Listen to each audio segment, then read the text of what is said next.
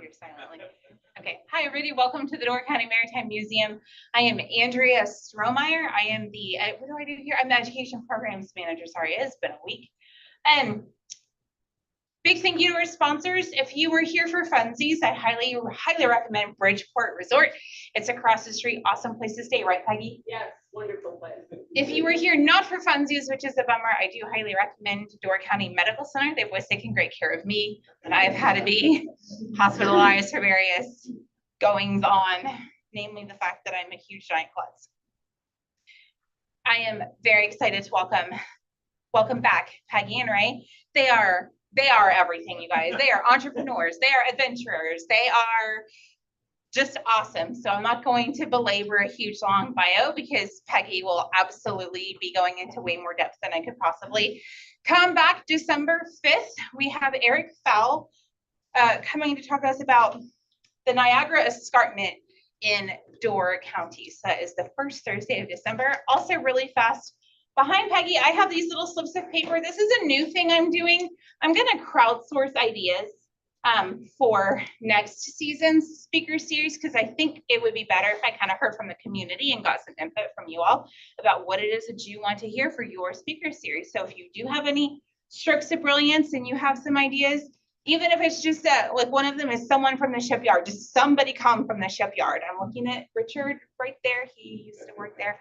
And somebody else is like, I want to hear about the 1,000-footer. So even if it's just a broad idea like that, I want to hear them.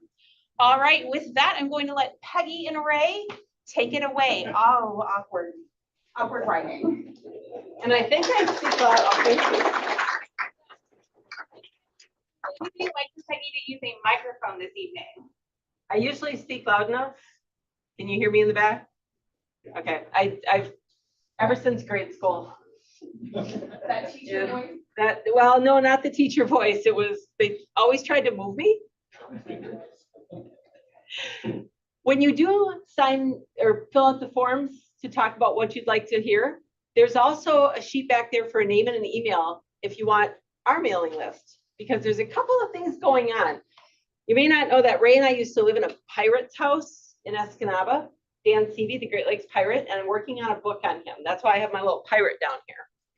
And I'll be letting people know when that's released.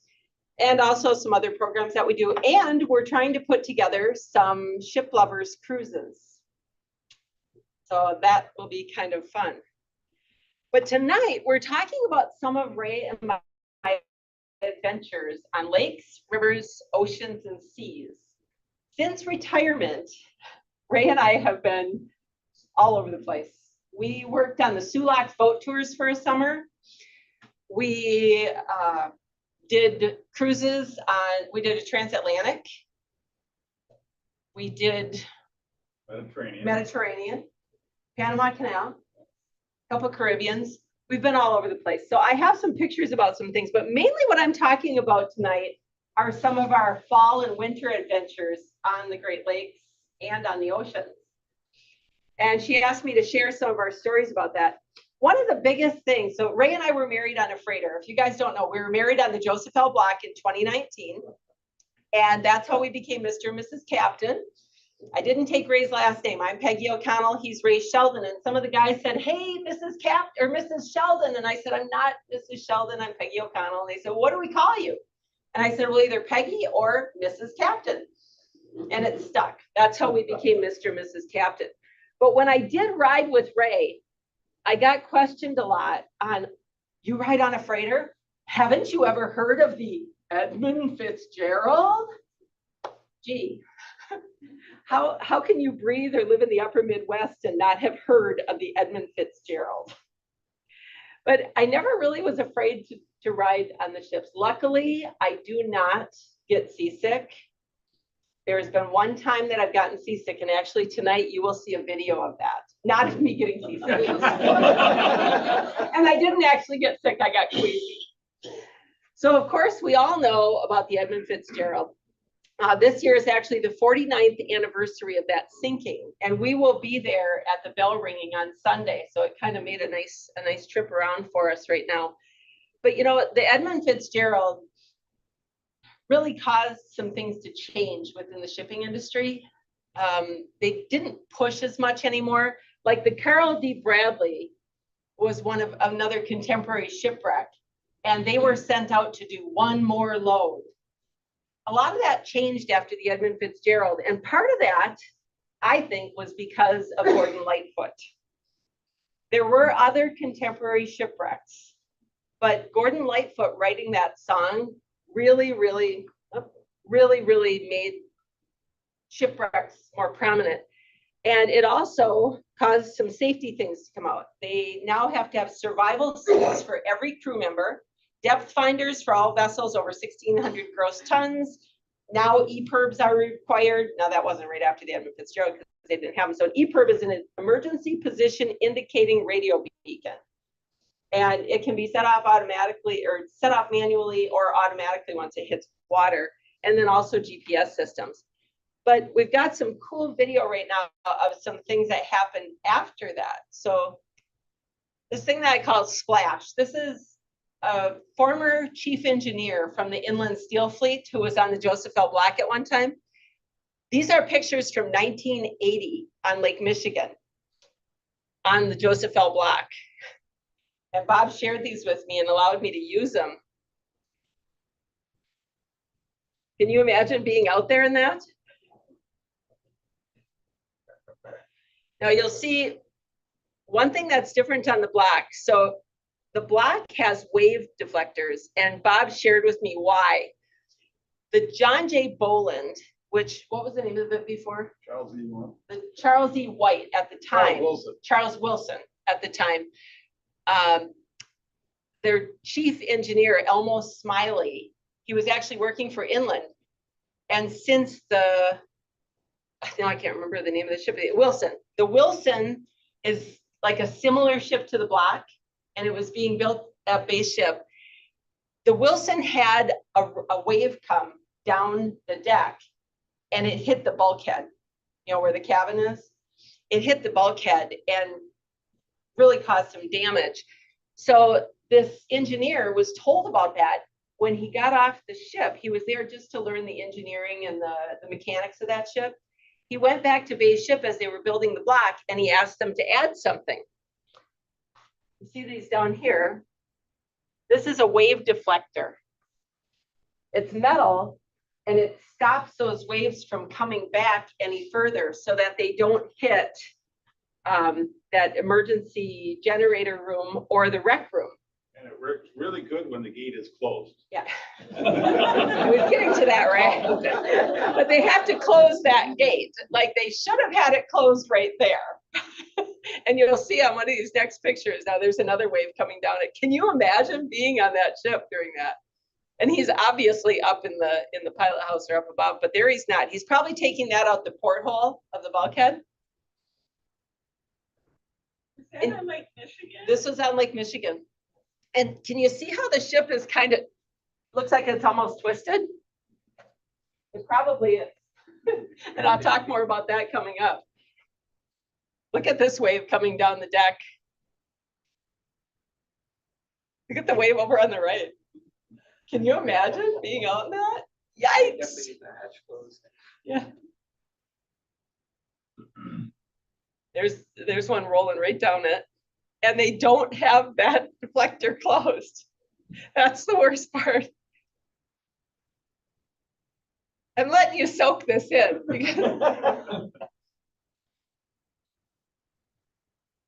The pictures that I have are minor.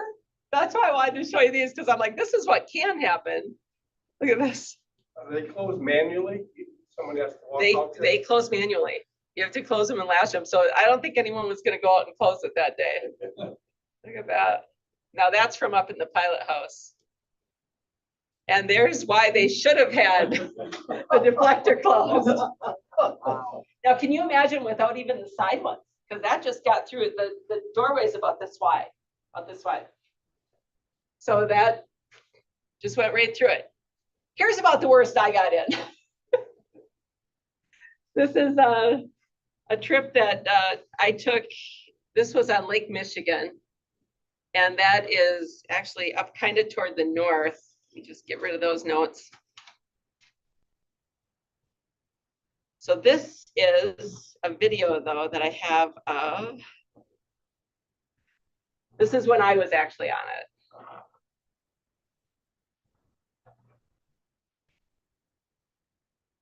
Earlier, I was out on the deck taking some pictures and I got yelled in. Not by him, believe it or not.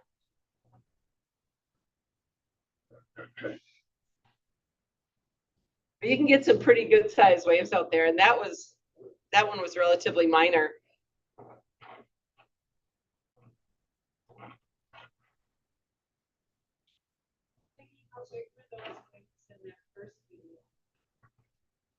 The one that the Baxter took, I don't know. Ray, what would you estimate they were? It would have been, I would say 20, 20? 15 to 20 feet. Yeah. Because the molded depth is 45 on the Joe block, and she was probably drawn about 26, 28 feet. So Okay. it would.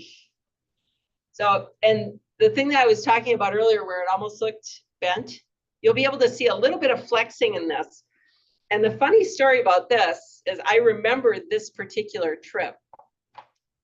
So I was up in the pilot house. Ray had gone down to his office to get something, and the first mate was up there with me.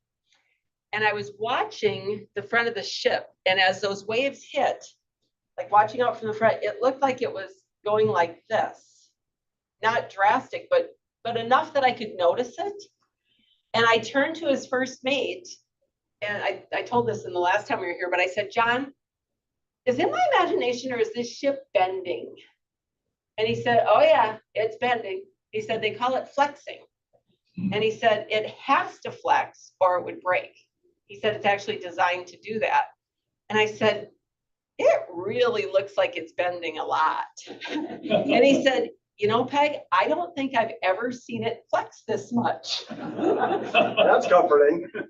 And by the time Ray got up there, my eyes were huge and I was just staring at it. And I kind of pulled him aside back to the chart room and I'm like, Ray, he said it's flexing to it. Yeah, Ray said, it's fine. Don't worry about it. So I was okay with it then, but you could see it a little bit. But in recent years, I think it was 2 years ago on the block, where were they, Ray, when this happened? It was on Lake Superior. Superior, Yeah. up by the Kiewit, up the Copper Harbor. So this is, let me get to this next one. This is in a cabin, and I worked very hard to edit this video for you. So there's going to be moments of silence because I didn't have the bleep. This is one of the crew members in his room.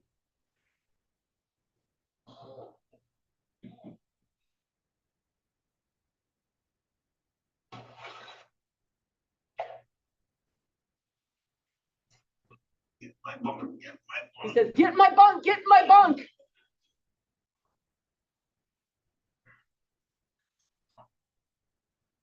What the?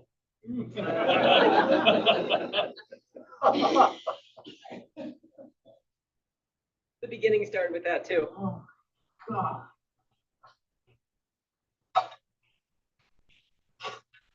Oh, yeah. Get the absolute shit kicked out of us tonight.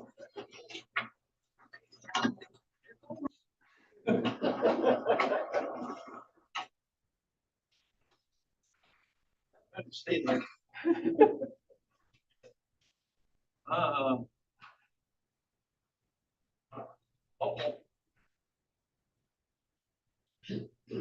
We don't know what happened after uh-oh. But the galley kind of took a hit as well. Oh, boy.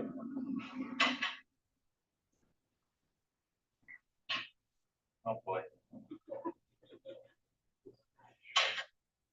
Oh, it did. Okay. For some reason, the video. Oh, boy. I had to edit that one too. Because there was broken glass, there was food all over, and it was all from, it was just rogue waves, right? They came and they just rocked the ship. And that didn't happen all that often, did it? Ray always said he wanted to be the old captain, not the bold captain. So he didn't go out much of that. And not many captains do. You know, back in the day, they would be encouraged to get their load wherever it needed to go, no matter what the weather. And that's why there are shipwrecks scattered all over. But in this day and age, they're given the the option to go and hide and talk. That's why if you watch, does everyone in here know what marine traffic is? I would think pretty much. If you watch marine traffic, you'll see where they hide out, and where they go depending on where the wind is. But we did have a couple bouncy rides in the last few years. We did a November tow of the Badger, and then we actually brought the Badger back over to, so beautiful, beautiful, wonderful day, November. Ray and Rob Leonard up in the pilot house getting ready to go, and we went over, and we didn't go over without something. There was a tug, the Robert F. Deegan. That was the barge. Or barge, not the tug, the barge, Robert F. Deegan, that they needed brought from Sturgeon Bay. It had been painted over to Ludington. And then the Badger had to come back. Now they watched and watched and watched for weather windows to do this. And you can only find so many good weather windows on November 3rd. And they might not be ideal. So it wasn't necessarily, but this is when the Mark Barker was being built. That's why I thought that was interesting to have that on there. It wasn't done yet. We actually watched a lot of that being done. And since then, we've actually been on it.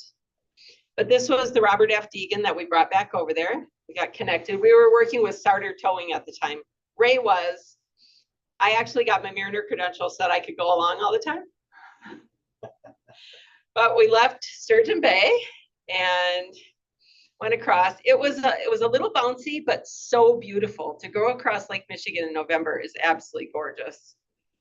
There's just some splashes of water up on the sides. This is as we went by Sleeping Bear. Thing? Yeah. Or Big Sable. Okay. Beautiful sunset that night. Oh my gosh, it was gorgeous. And we got over there late at night. So we had to drop the barge. Now they didn't have a lot of people to help. So it was only the guys on the tug. Thank goodness I was not getting paid so that I didn't have to go out there, because watching those guys jump across onto those tugs, it's not a job for the weak of knees. And then we went over and got the Badger and went and connected to that. So it was pretty interesting. You'll see on this one, the back of the Badger is no snow or anything like that. Wait till you see when it came back. But they didn't have any power. And a lot of people said, why didn't they just go over on their own power? They had just quit sailing for the season in October. It all had to do with labor and things like that. Had they done that, they would have had to leave crew in Sturgeon Bay and pay them during the dry docking and everything. So they just made a decision to shut down the power and have it towed. And it came out about the same, but then they didn't have to have people over there all winter, or not all winter, but for many weeks. So the guys that were on there, they had actually put a porta potty in the back of the boat. And I think it was pretty chilly for those guys. There they are standing in the back. And that's pretty much where they were. You see the porta potty over on the left-hand side? Yeah. They would come down during the night and we'd all go. Just trying to be nice, So anyway, we left there. That's leaving Ludington and went across Lake Michigan. Now you'll see it still says SS Badger US 10 on it. And coming back, it didn't have that. I'm not sure when they put it back on. But here we are crossing over. We're almost back to Sturgeon Bay now. And those guys are probably wanting to thaw out. But if you would watch, we were on the stern tug. And those lines that were down there were so thick and so heavy, and they'd have to adjust them they adjusted them really good before we left. But to think of one of those snapping, I mean, we definitely stayed away from those lines that were down there. There we are, getting closer to Sturgeon Bay. Then because of the way the water was moving and everything, had to pull it over to the side a little bit. That's coming into Sturgeon Bay. I'm sure you guys all know where that is. It's not all that wide going through there. And keeping a dead ship, part of going across Lake Michigan too, when you're towing a dead ship, we were towed very tight. So there was a tug on the bow and a tug on the stern. I can't say that it didn't go through my mind of what happens if that ship goes down? It's not like you can go out and just, I mean, they do have access, but yeah, so it was really beautiful when we came back going through the bridges but the skills of these guys that run the tugs, it's amazing. Amazing. They are beasts of boats, and they know how to run them. Oh, this is when the Callaway was here too. And now it's in Escanaba. So brought it in, got it ready for dry docking. Oh, there we go. And then we left. And there it is, just waiting. It didn't go right into dry dock. They put it into dry dock later. And we weren't there for that one. But we did come back down on January 6th to do some ice breaking. It was my first time ever out ice breaking. And it's really cool. Sort of. I mean, it's cool, both cool and cold. And Ray was on a different tug that day. So I was on the tug with Rob Leonard, and we went out ice breaking for the Marianne Market. It was a ferry for Put-in Bay over in Ohio. And it was really interesting. The Coast Guard cutter here was broken down at the time, and they were working on it. So they were hoping they could get it running that day, but we had to go out and do the ice breaking for them. So we went out, oh, there we go. And that's the boat. It's totally flat bottom. So we're out there breaking the ice, and it's really cool. The ice wasn't really thick, but you kind of back up and then go fast and break the ice by going down on top of it. I had a video, but the video wouldn't load because huge files, But what would happen was we'd go out, and they were trying to get out to the bay just to do some trials on the boat. And the bay was completely open, but the channel going out there wasn't. So we would get them to where they really thought they were going, and they'd go, and they'd say, okay, you can go back. And we'd get back about 20 minutes, and they'd call and say, we're stuck again. And we did that like 4 times. But finally got them out to the bay. And then by the time they had to come back in, the Coast Guard cutter was able to bring them back in. But it was really interesting watching that undulation of the ice and everything as we were doing it. So we came back in and moved the Badger around, got it out of the dry dock. But again, we couldn't leave on January 6th because we were waiting for that perfect weather window to bring it back, which we didn't find on January 12th when we left. So this was just doing some more ice breaking and taking the Badger out of dry docking. So we ended up returning to bring it back on January 12th. And we had waited for less weather and wind, but couldn't. So it was just time to go. And we wanted to leave like late in the afternoon so that we would get to Ludington in the morning so that there were people there to do it. And timing wasn't perfect. We got there a little early. It was still pretty dark.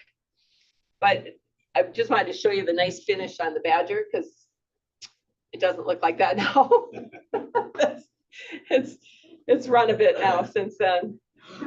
But here we are starting to leave with the Badger. And again, we were on the stern tug. Another one on the front.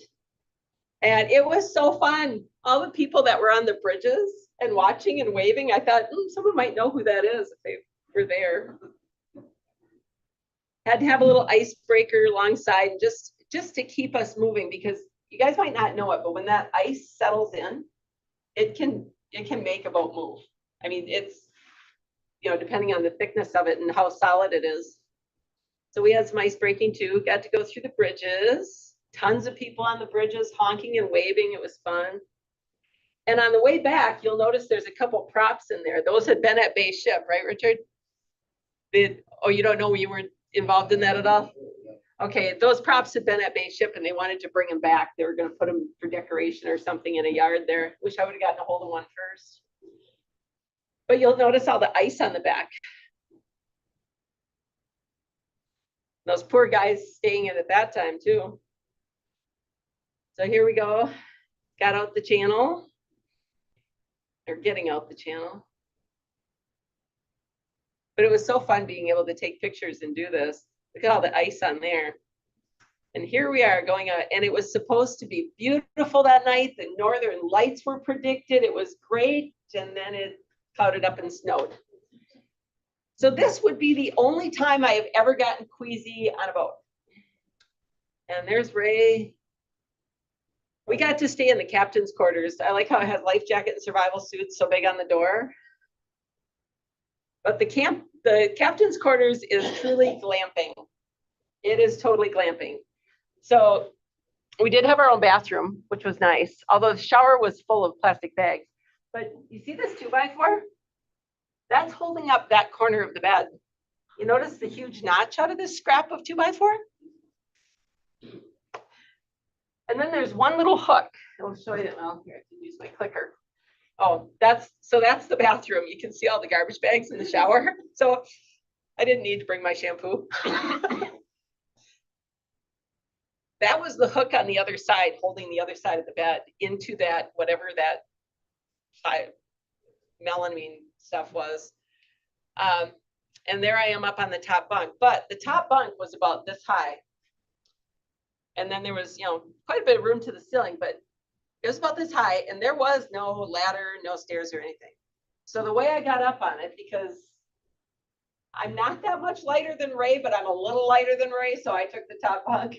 But it was step onto the bottom bunk, rock back, rock forward, rock back, other foot on the bottom back, rock forward, or back, rock forward, rock back, swing a leg up, rock back, rock forward, rock back, push myself up onto the bed. And I'm sorry, I was 61 years old at the time, and I had to get up a couple times during the night. So it was not, but I did not drink water on that whole trip. It was like, please don't give me any water. And the porthole was not really visible to see out of, but that's the captain's quarters. We got the best quarters on the ship, or on the tug. But here's the video that shows you why Peggy got a little queasy on this trip.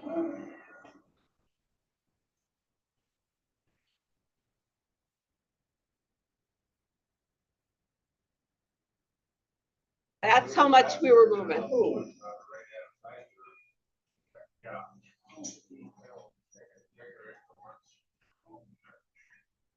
It went up, down, side, side, round and round, stop.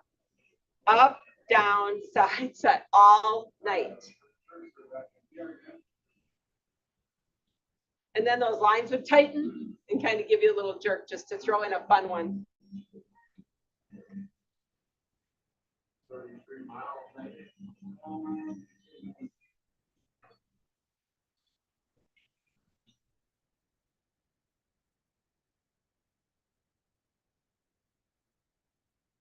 And you can see the waves hitting the underside of the ship.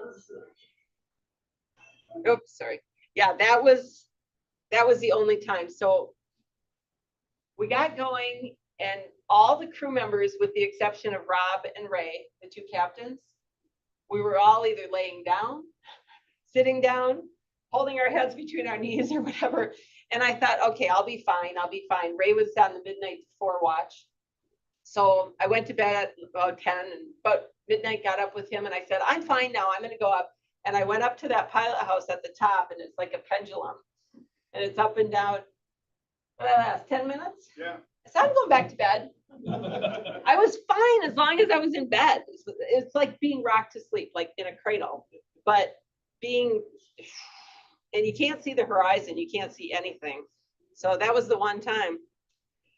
And here's another example.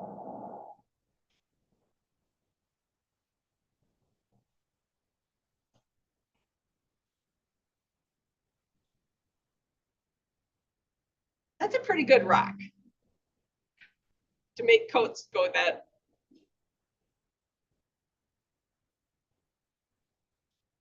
So yeah, we were getting hit right on the beam. So eventually we made our way to Ludington, where they had fire trucks, bands. There were people lining to welcome their Badger back home. It was just amazing, the welcome that they had. And these people really, I mean, they were watching us come across, but they had no idea what time we would get there exactly, because we were trying to slow it down to get it there at daylight and just couldn't. I mean, we got there too fast. But it was just wonderful. And it makes you realize how much people love that badger. It's so fun. We did it to Ludington and back this summer. And we actually won badger bingo a couple of times. The fun part was Ray's dad worked on the badger. He worked on the deck, he was a deckhand on the badger, retired off it in 68. And Ray's sister, who turned 64 this year, 63, because I'm 63. We had a picture of her next to a life ring like this with a belly shirt on when she was like 10, I think. We reenacted that picture. She came Without with the us. belly shirt. Oh, without the belly shirt. She could do a belly shirt. She's vegan, you know. So, but it was beautiful, beautiful, beautiful bringing that boat back in. It was so calm when we got there. Once we got in where they tie up the badger, it was wonderful. But look how pretty the lights were and everything. It was just gorgeous. And there we left her behind, and then the sun came up when we should have just been getting there. So we came back to Sturgeon Bay and parked but there were so many different things that we did on that trip, but even getting the pictures with it being so dark and movement like that, there was no setting my camera up. I didn't have high enough speed to do it. Everything was like lights like this. So the few that I did get, it was pretty good. But another thing that I like to share with you on this is some of the boardings of getting on boats. And I'm sharing this because of the next part that I'm going to show you about when we were in my last ride on the block. So I'm going to go through this kind of quick, but this is an unusual boardings. So there is an aft boarding ladder, nice platform at the top, handles on the side. They can set it up at a variety of angles, and it's very sturdy. Great way to get on the boat. You'll see another one over there that's on the back of the McCarthy that we were backed up to. Those are great ways to get on. Another great way is you go down into the engine room. You walk across this nice platform and you walk down a gangplank. And those are actually pumping sewage and putting in fuel. Yeah, putting in fuel and pumping sewage. You just kind of step over them. Super easy way to get on a boat. Then there's improvising. So the last trip I took with Ray, that I'll show you pictures of in a minute, it was at the Jonick Dock in Lorain, Ohio. And it was a spur of the moment trip. I got there and I had to go up in the grocery basket, which I'll show you in a minute. I should have reversed these two. But the next morning, Ray and I wanted to go to the Rock and Roll Hall of Fame in Cleveland. So in order to get off the boat, see this little ladder here, I had to go up on top of that little ladder and go down that ladder. Oh, it gets better. That was what I was going down, right down the side of the ship. It's just an extension ladder, basically tied to the ship. That's what it looked like from the bottom. So can you see the water? See the edge? That's the edge. That's the water. That's a metal. I stood at the top of it and I said, I am 60 years old. What am I doing this? That's crazy. Actually, I think it was 59. But when we got back after going to the Rock and Roll Hall of Fame, you see right here, that ladder? That's how we got back on. Quite an angle it was at too.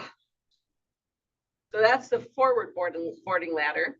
What's nice though is that there is this little platform on the top, so I didn't have to try and straddle it like I did with the other one that was on there. You realize the only reason I can show this stuff is because Ray's retired.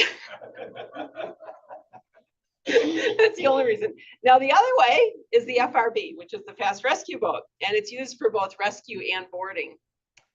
And one time, May 5th of 2019, Ray called me to come over to the boat for dinner at Seshwa Point, and there was another ship at the dock, so he had to come get me. So Don't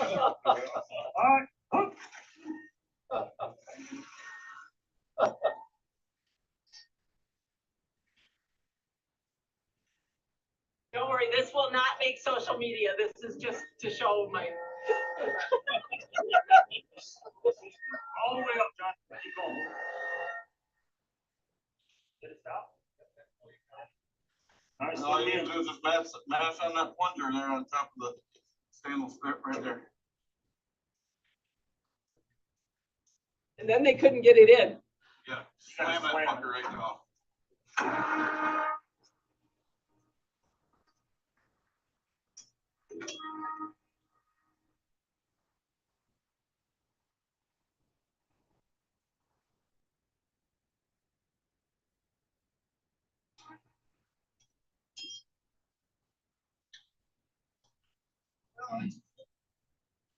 That's how I got to my engagement.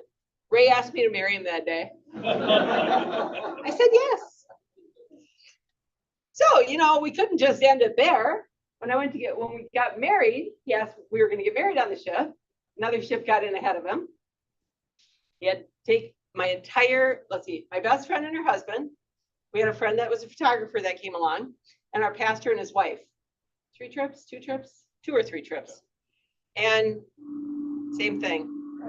Oh, Recognize that? Oh, hang on. hang on. How's that? Good? Yep. Up.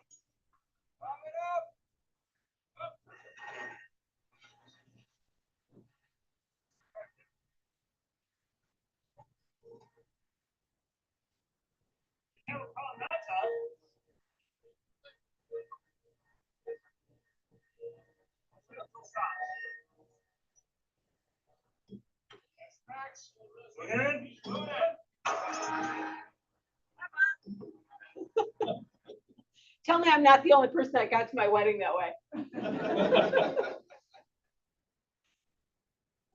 This thing clicker's not working.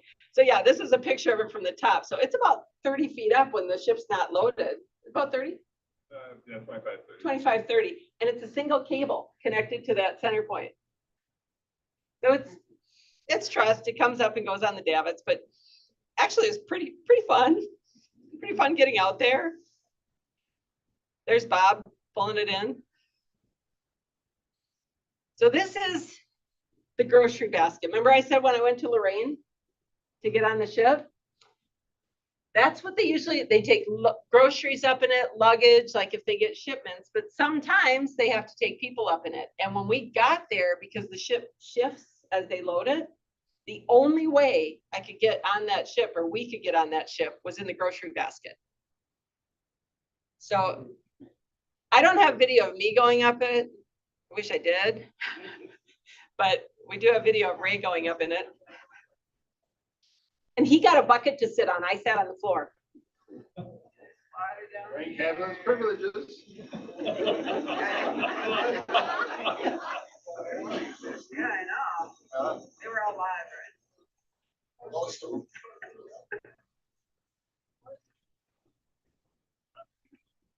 Hey, Rick. Smile, you're on camera.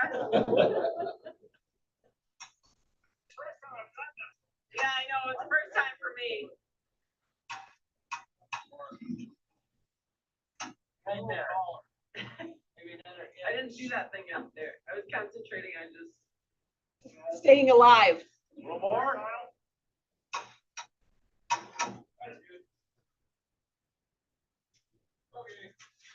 Well, I think it's time for coffee, don't you guys?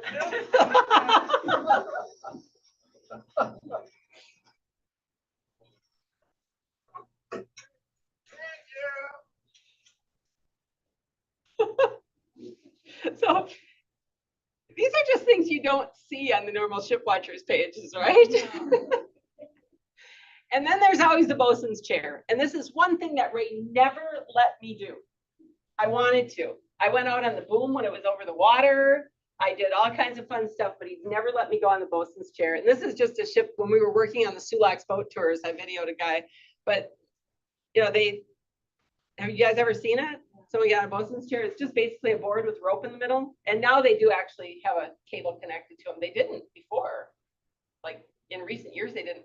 They just hop on it and swing them out over the side and let them down. So there's getting down and all the way down. So that's another way of getting off the ship. So yeah, those are basically the ways. Most times, I don't think there's any other creative ways. But this is a little bit about my last ride on the ship. So I didn't know it was going to be my last ride. I rode a lot the first year that Ray and I were married, and always thought, well, you know, he's not going to retire for a few years, so I'll be able to do this again. I wish I would have known it was my last year, and I wish I would have known it was my last ride. And what's really funny about the last ride was it was spur of the moment. I bought the airline ticket to Cleveland the night before. I owned a retail store, and it was right before Thanksgiving. I was supposed to be home, and I just said, I'm just going for a ride with him. So I flew to Cleveland, I flew to Cleveland on the 23rd and got on the ship. That's them looking at me when I went up in the grocery basket. But the next morning, like I said, they shifted, and this is the boat at the dock. So you can see now during the day, it was interesting how to get on and off of that ship. It's a really bad dock, but we ended up going to the Rock and Roll Hall of Fame that day, and then came back to get on that scary way up that ladder. But it was really interesting just to see the load. This was a really slow load, and because it was so cold, the material kept stopping, so we were there quite a bit longer. I was supposed to be gone for 5 days, and you'll find out how many I was gone at the end of it. So it had stopped up again, but the fog was so cool. Looks like eyes up there. This was kind of funny. When they finally got the ship loaded and we were getting ready to leave, there was a guy over there. The only reason I put this, he had a drone. Yeah, he lost control of the drone. He was taping us going out, and it fell in the water. And you can see on one side of the dock, he's kind of trying to bend down and get it. Didn't work. He went in the water. He jumped in the water. It was November 23rd or 24th. Brr. But he wanted his drone. Don't know if he ever got it. But we left there and went out onto Lake Erie and then up the St. Clair or Detroit. Yeah. There's the, that's the Blue Water Bridge. Oh, I think I have some of these little opposite, but these are just pictures of the last ride to show you how calm things can be in November. They didn't stay that way the whole time though, did they? Ended up getting some good splashes. That's actually going into the Detroit River because that's that one lighthouse out there. Yeah, had to get some fuel, but look how beautiful, just really nice. There's the Windsor, Ambassador Bridge in Windsor, going to Windsor. We did get mail by the pail that time, so I got the full experience with the Westcott, JW Westcott. There's the Ren Center in the GM building in Detroit. Just, I mean, beautiful for taking pictures during that. There's the Mississauga.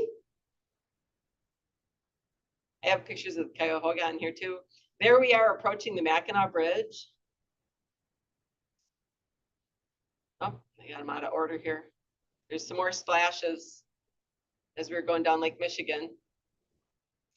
These were fuzzy ones again because it was late, but went down to Indiana Harbor to offload. There's the Presque Isle there. And I just wanted to share some cool pictures of the docks and everything with you too. This is Indiana Harbor offloading. Chicago skyline as we headed up. And this is when things started to get a little more interesting. It was so beautiful for the first part. So we went to Indiana Harbor on the 26th and 27th, and then up the lake. And things got a little splashier. And even a little more splashy. Again, didn't get sick though. I just don't get sick on this. But we spent Thanksgiving on the ship. And that was fun. This is the galley crew. And like, here's the appetizers that they do. More appetizers. You notice the little bananas, banana dolphins, the grapes in the mouth. They really go all out for holidays on these ships. All those rolls, pickles wrapped in ham and cream cheese, you know, cheese wrapped in ham and cream cheese. Deviled eggs galore. There's turkey and ham and shrimp. And that's not the last tray. If one empties, another one magically appears, just like the Oreos on these ships. Mashed potatoes and gravy, I mean, everything. Really? And those keep showing up too. And those keep showing up. Dave was like, yeah, the food is just unreal. The pies, which kind would you like? And all homemade. But anyway, that night we ended up playing some games. That's Joyce, the chief engineer, and Bob Howarth. And again, under the Mackinac Bridge again. And up to the Sulaks. And this is when things started to get interesting. So there was a gale forecast on Lake Superior, and they were forecasting up to 2 feet of snow in Duluth, which they got.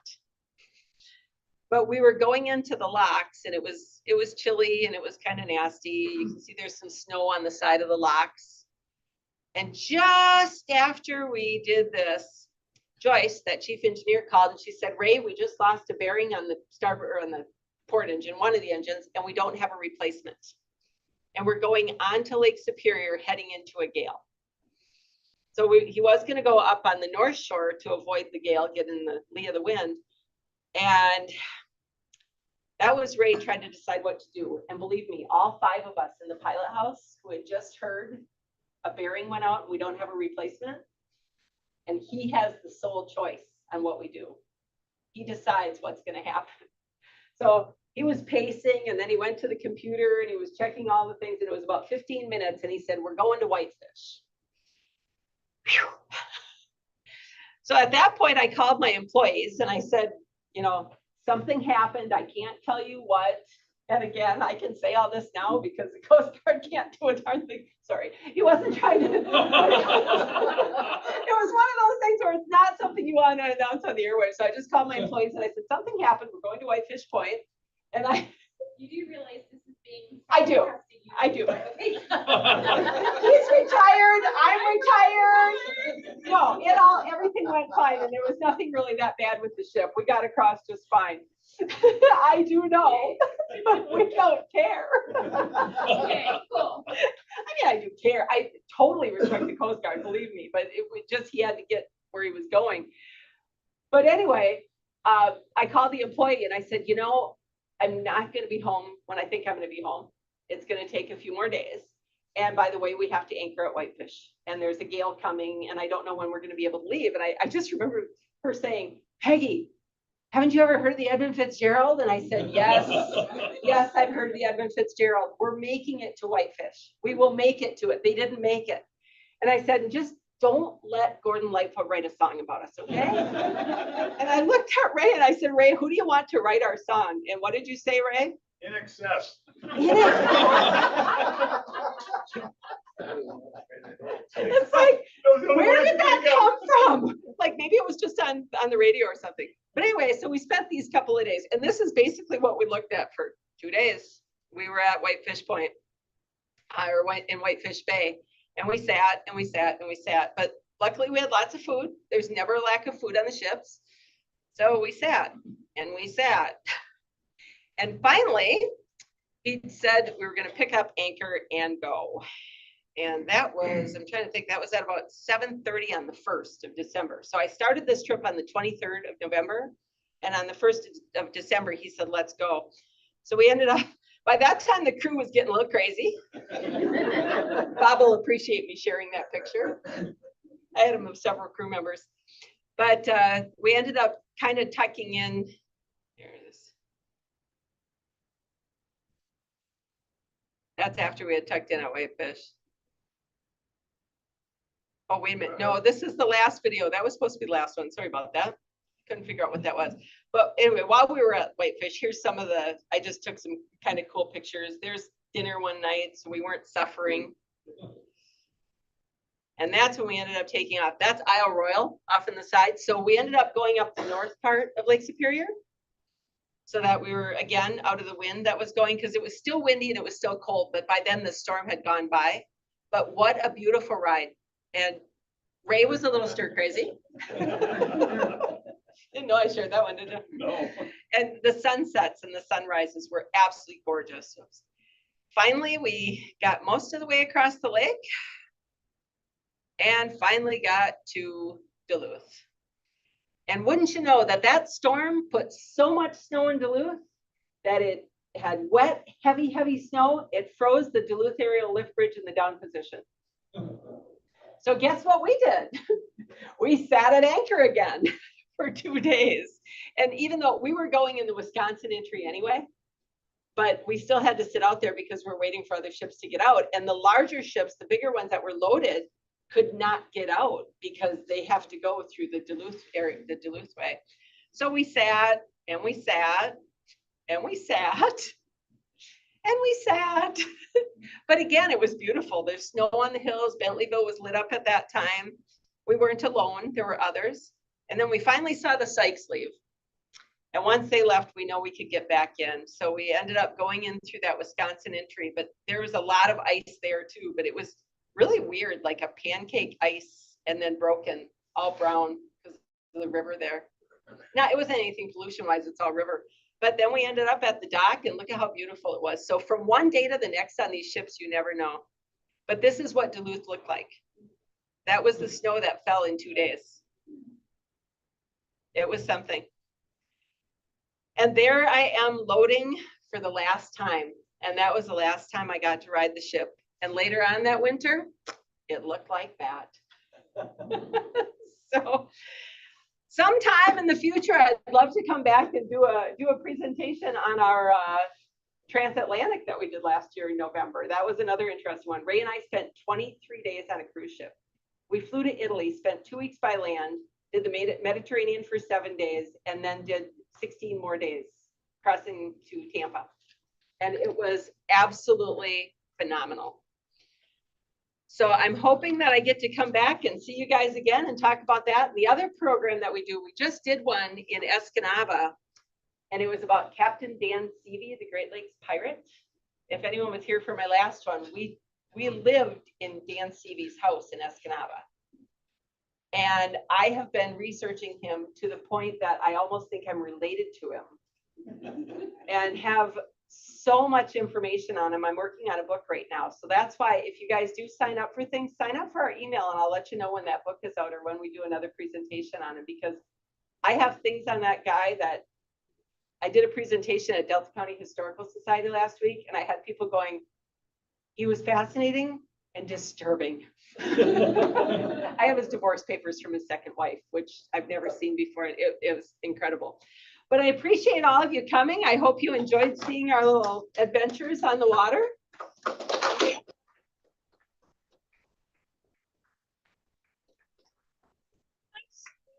Question. Yeah, any questions? You can ask great questions too. We always say I talk and Ray sits there and looks pretty.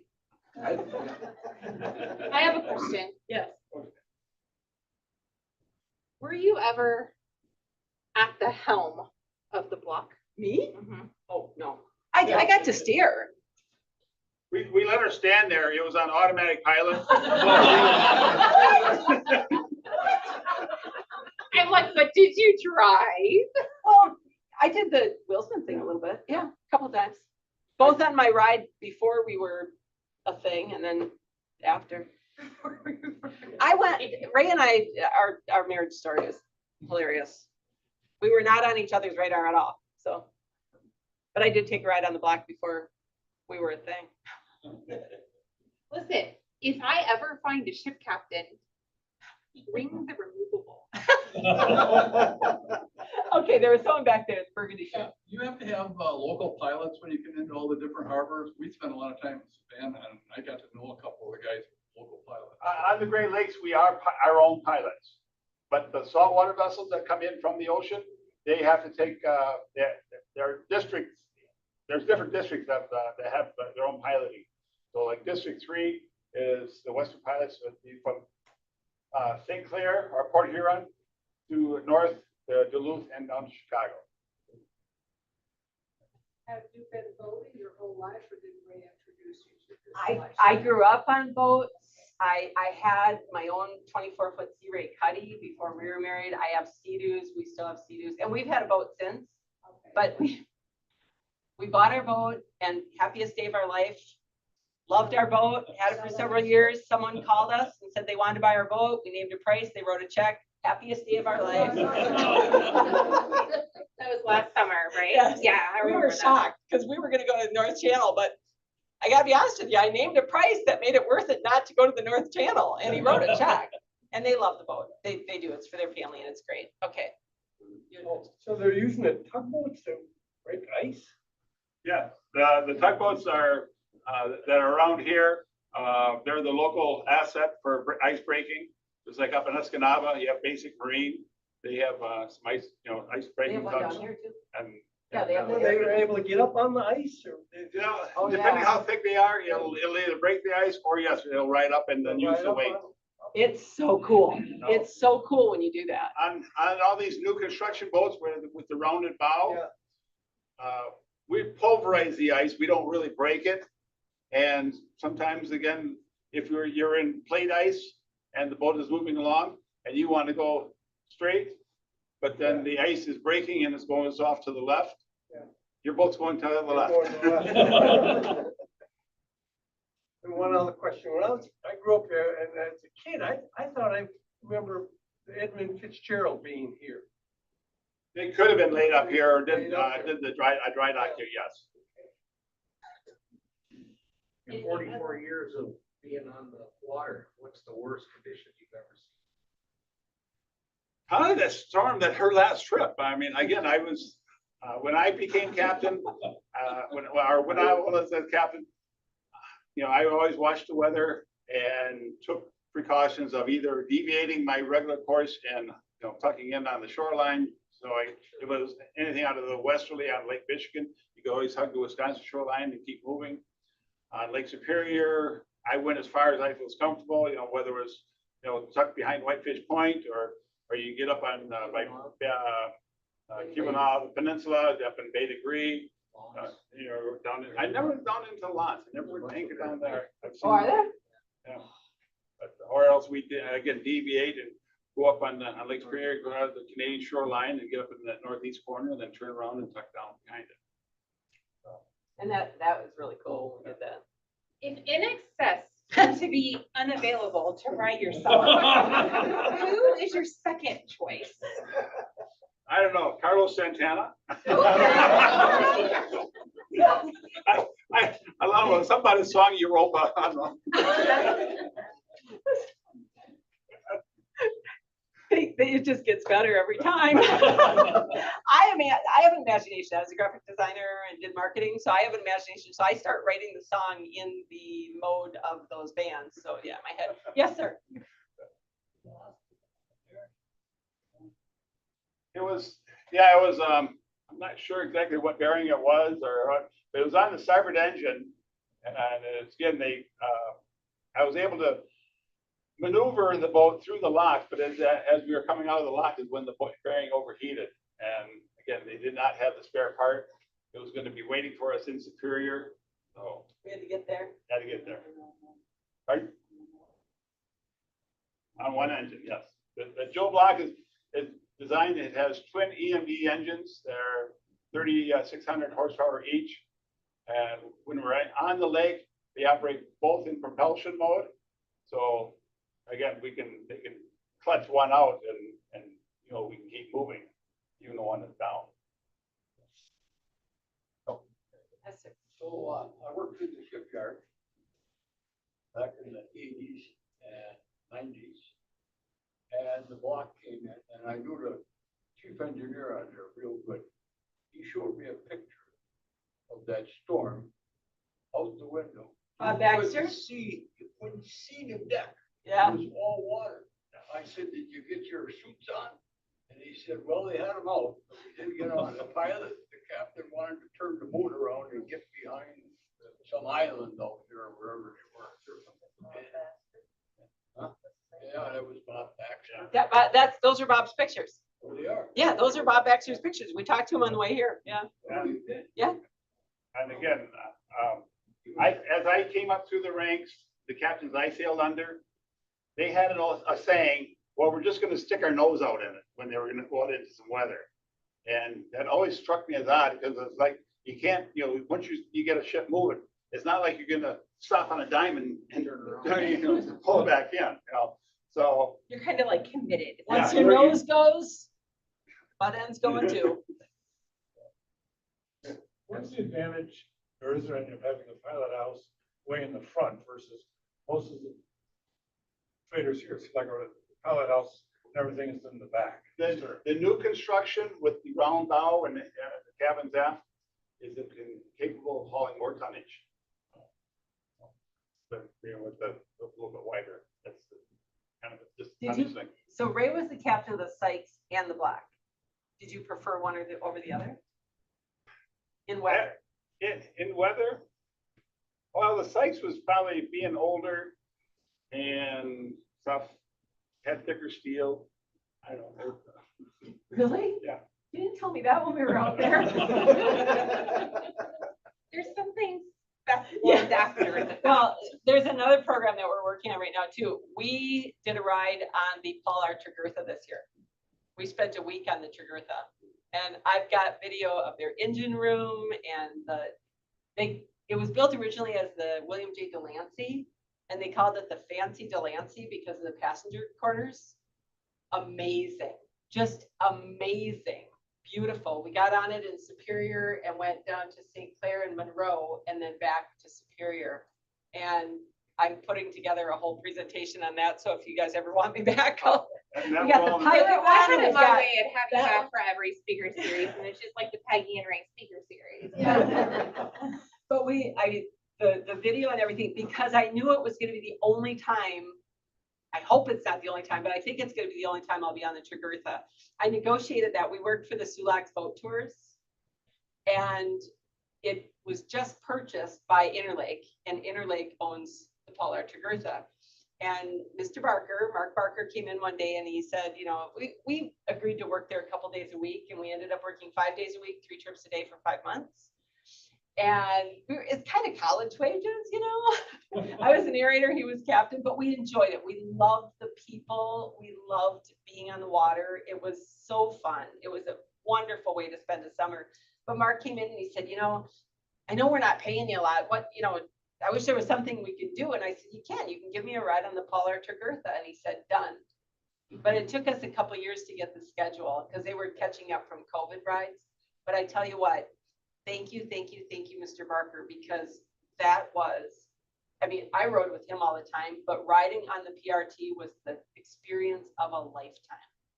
It was unreal. There's an elevator on that ship.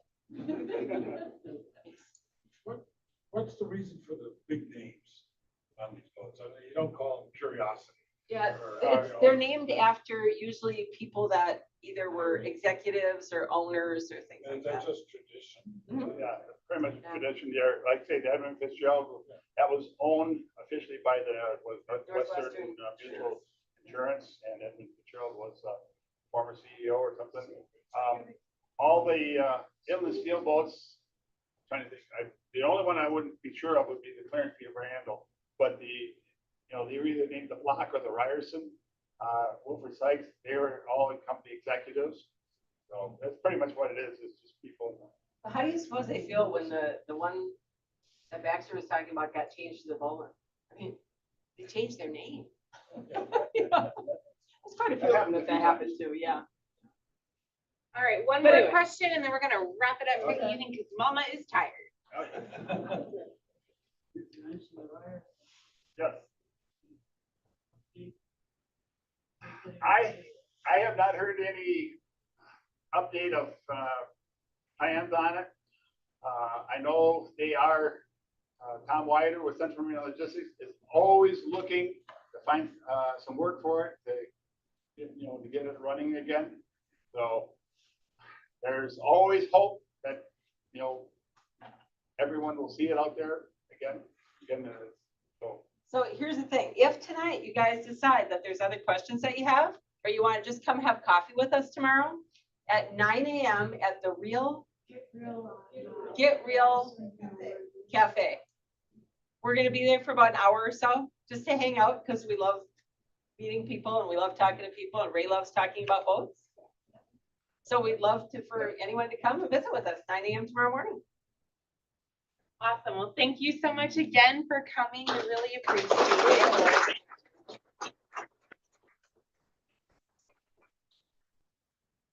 Thank you, everybody, for coming out tonight. That concludes our program. We'll see you on December 5th to talk about the Niagara Escarpment. And right now, we're heading over to Sunny's for pizza.